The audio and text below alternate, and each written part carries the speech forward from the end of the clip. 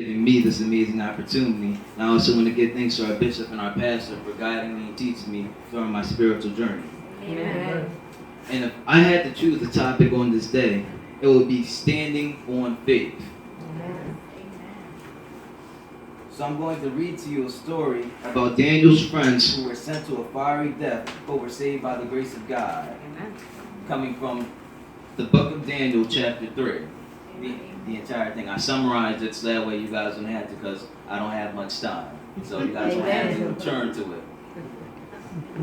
So Nebuchadnezzar, the current king of Babylon, had a statue made of gold standing 90 feet high and 90 feet thick. And he sent out a message to all the leaders in the province to gather to see the dedication ceremony of the statue.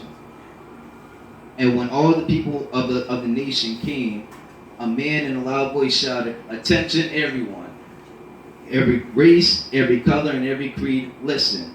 And when you hear the band strike up, all the trumpets and trombones, the tubas and haritones, the drums and the cymbals, fall to your knees and worship the gold statue that the king has set. And anyone who refuses to worship shall be cast into a fiery furnace." Then the band started to play, and the people kneeled down and worshiped, except for 3 brave men. And the fortune tellers began to speak, saying to the king, "Did you not give strict orders, O king, that when the band started to play, that everyone is to kneel and worship the gold statue? And if any refuse, they will be cast into a fiery furnace? Well, 3 men whom you've placed in high position are ignoring you and refuse to worship your statue." And the furious king had ordered the 3 to come forth and asked if these things were true, and gave them a second chance to kneel and worship or be cast into the fiery furnace. And the 3 refused. They refused the king by saying, "Your threat means nothing to us. Our God will save us from your fiery furnace, and if he doesn't, we still won't serve your God or worship your statue." The king, being beyond furious, ordered the furnace to be 7 times hotter than usual. And the 3 were tied up and placed into the fiery furnace. But then the king was surprised by what he had saw, and said, "Did we not just place 3 men tied hand and feet into the fiery furnace?" And the people spoke out, saying, "Yes, we did, O king." But then the king replied, saying, "Then why is it that I see 4 men roaming free and unharmed, and the 4th man looks as if he has the image of God?" So the king called to the 3 men, saying, "Servants of the Most High God, come out here." And all the people of the province witnessed this great miracle, as the king dismissed his law and ordered the people to serve no other God but the God of the 3 brave men. Amen. Amen. I'm here today to talk to you about standing strong on faith. But before you can stand strong on faith, first you have to be able to stand up.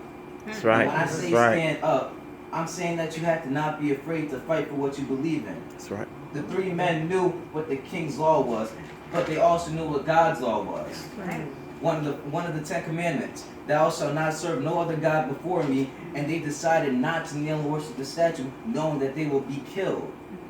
Second, you need to stand out. And when I'm saying stand out, right. I'm saying that you have to let it be known to others that even in the midst of your trials and your tribulations, you won't let it stop you from doing what it is that you need to do. Right. And what is it that we need to be doing when we're caught in hardships and we need to be set free? We need to worship and praise, because for those of you who do not know, it's by our praise we're delivered and we're set free from our trials and tribulations. Are we speaking in tongues, talking to God, or are we communicating with the Holy Ghost? Are we quoting scriptures and speaking things into existence, remembering that we hold the power of life and death, peace and destruction in the tongue? Yes, Are we setting ourselves apart from the things of the flesh and moving away from the You negative better things that preach, surround boy. us? Or are we just saying that we have faith, remembering not that faith without works is dead? That's right. Sure. The king called to the 3 men and gave them another chance to worship the statue or be put to death. And they said, "Your threat means nothing to us, because our God will save us." That's right. Not only did they stand up for what they believed, they were given another chance to save themselves, yet they chose to stand out and hang on to their beliefs and made it known to others that no matter what you did to them, there was nothing that you could do that would make them compromise their faith. And the third and final step is that you gotta stand firm. And when I say stand firm, I'm saying that you have to become like an unmovable object. That your heart, mind, and spirit must all be strong and whole like a rock. That's right. in case others or you had to take an action in your faith during your trial and tribulation, like the 3 men when they were thrown into the furnace. They didn't repent and beg for mercy. They called on the name of the Lord, and he fought their battle and delivered them for them. And that's one of our problems. We keep thinking that the fight is ours, but it's not. 2 Chronicles chapter 20, verse 15. Be not afraid, do not be discouraged for this mighty army. For the battle is not ours, it's God's. We keep trying to think and do things in the natural when we should be doing things in the spirit. That's right. We need to step out the way and lean not onto our own understanding, but trust in the Lord to claim victory for us against the enemy. Yes, that's right. That's right. And yet we forget that. And we forget how to get into our battle positions and how to fight. And for anyone who doesn't know what your battle position is, it's any comfortable position. You can stand, you can kneel, you can even lay down if you can focus and pray. Ooh, Hallelujah. That's right. Praise him. And what is it when we're doing when we pray? The Bible tells us that when we pray, we're supposed to be speaking in our tongues, communicating with God, praying not only in spirit but also in truth, without ceasing. And yet, we're not reading our words. We're fighting with dull swords. They're not cutting anything. We're just swinging our swords in the air. What are we doing, people? We're supposed to be strong men and women of Christ, and yet we walk around like fools. We walk around like the Pharisees and the Sadducees, not knowing what we're doing, thinking that we're righteous and all, but in truth, we're nothing but hypocrites.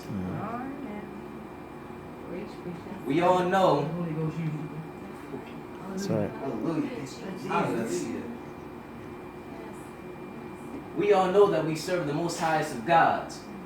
And yet when we're caught in our trials and our tribulations, we fall flat. We don't know what we're doing anymore. We lose control. We have no idea what to do. Because we're not allowing God to move in. We need to step out the way. We're letting ourselves take control of the situation when we should be giving the situation to God. And we're losing ourselves in the battle because we forget that the main person that's supposed to be fighting this battle with us is Jesus Christ. Amen. What are we doing? What is our main mission here? To make it to the kingdom of heaven. That's right. One of the major rules that Jesus set out before us was, help me out. Place me in front of all things that you do, and I shall be there with you along your side. That's right. You're right on time. We keep forgetting that Jesus is our light. He's our life force. He is in all of us. We all represent light. And that's something that's why we keep going into our trials and our tribulations, and we keep getting lost and caught up. Thank you.